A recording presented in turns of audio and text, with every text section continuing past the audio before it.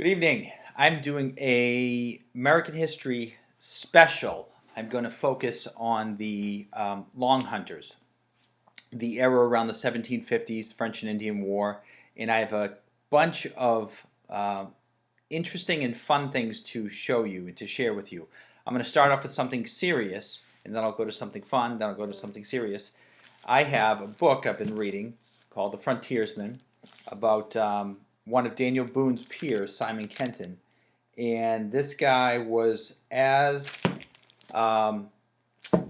famous back then as Daniel Boone, and his exploits were just, I'm just shocked they haven't made a movie about this guy. I know with The Revenant, there's a whole new resurgence and interest in the Long Hunters in that era. And I know that there's plenty of people to pick from. Jedediah Smith, Daniel Boone, obviously. But this guy, I'm reading this stuff and I'm like, this is like almost too fantastic to make a new movie. People wouldn't believe it. He was captured by Indians at one point, and he had to run the gauntlet 9 times. The gauntlet when the Indians line up in the village, and you have to try and run down the middle of it, and they just beat the tar out of you as you're trying to make it to the end, and no one ever makes it to the end. And then they would bring him back, heal him up, and then make him run it again. Finally, he was able to, and he was supposed to be burned at the stake, and he somehow, one of his friends found him and helped him to get out. And at one point, he's with Daniel Boone outside a fort, and Daniel Boone kind of weaves in and out of the story. He's like a distant background character in this story, which is even more interesting because everyone knows about Daniel Boone. So at one point, they're outside of a fort, and they get attacked by Indians, and they're trying to get back to the fort. Daniel Boone gets wounded. Simon Kenton, who's a monster of a guy, picks him up and starts running with him back to the fort. 2 Indians get in their way, so he literally like presses Daniel Boone, throws him into the Indians, dispatches the Indians, scoops up Daniel Boone, and brings him back into the fort. It's like fantastic. I have to tell you though, it's a historical narrative. So he kind of, the author, who Alan Eckert, who probably did years worth of research, wove like, I guess you would call it historical fiction into the storylines to kind of fill in the blanks. And at one point recently, I put this book down. It was getting so graphic as far as the torture, the way the whites treated the Indians, and just would wipe out a whole village, and then the way the Indians tortured the whites. It was the way both cultures treated each other was disturbing. I'll leave it at that. So I literally had to put the book down. I don't think I ever had a super romantic picture of like the Long Hunter era. I always knew it was harsh, and the stuff that attracts me to that type of history though is the freedom. Like if you fast forward into the 1800s, you have the Homestead Act. Sorry. Okay, so interesting book, and my whole point was, I think men in general like that period of time, the Wild West, the frontier. I'm sure because it's tied to nature, but men could go out west with just a shirt on their back, with a tomahawk, a musket, a saw, and an auger, and make a log cabin and make a life for themselves. And it's just a very interesting time in our history. Again, I like the freedom aspect of it, that you could go out and claim land with nothing, but it's very eye-opening. So any type of hint of romance I had about that era was kind of washed away. But it's a fascinating read. Again, it has some parts in it that are pretty brutal. But again, interesting. So next Long Hunter thing I want to share is more fun. It's a series I stumbled across when I was at Bass Pro Shop. It was on clearance, called Hawkeye, and it was only on TV for 1 year in the 90s. It was on probably around the same time as Dr. Quinn, Medicine Woman, and it's really interesting. It stars Lee Horsley. Many of you probably know him from Matt Houston from the 80s. He was also in another small Western series called Guns of Paradise, I believe, in the 90s, which I want to check out. But He's actually a really underrated actor. Reminds me a lot of Tom Selleck, but this is more of like a Little House on the Prairie TV series version of the Long Hunter era. It takes place in 1755 in the Hudson Valley.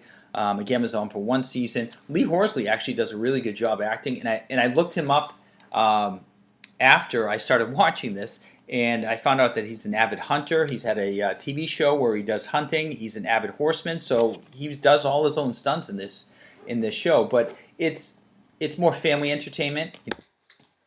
So one interesting thing from this season 1, episode 3, there's an action scene that is almost the mirror image of what you see in The Patriot. The most famous fighting scene in The Patriot, everyone probably knows, is at the very beginning, not the end, when Mel Gibson goes to rescue his son who's just been captured. He talks to his little boys. I think he says something like, "You aim small, you miss small." And he ends up fighting all these British, kills like 30 of them, and they ends up with a tomahawk and a knife at the very end. It's a super famous scene. That scene was basically pulled from this TV series. There's again, the action scene in this show is distilled. It's family oriented. It's low budget. It's TV, and it's from the '90s. But before The Patriot, that action scene was in this show. Again, not pound for pound, but so I'm going to just show a quick clip from Hawkeye.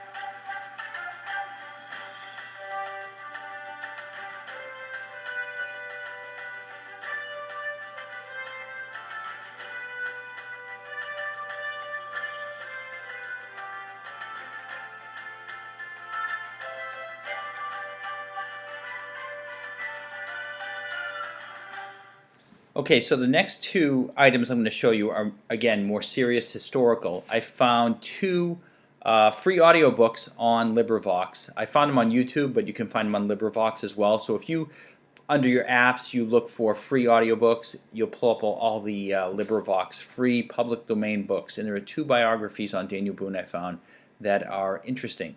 So check it out. So I found a free biography on Daniel Boone by John S.C. Abbott.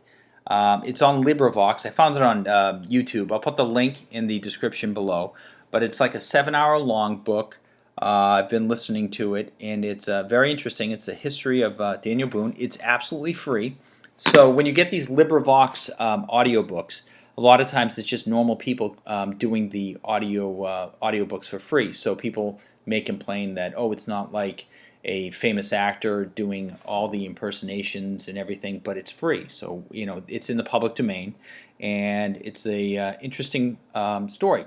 The next one is by Reuben Goldthwait, and this one is very interesting as well. It's not as long, and both of them just talk about start with Daniel Boone's ancestors and work up to his stories. I haven't been through both of them fully yet.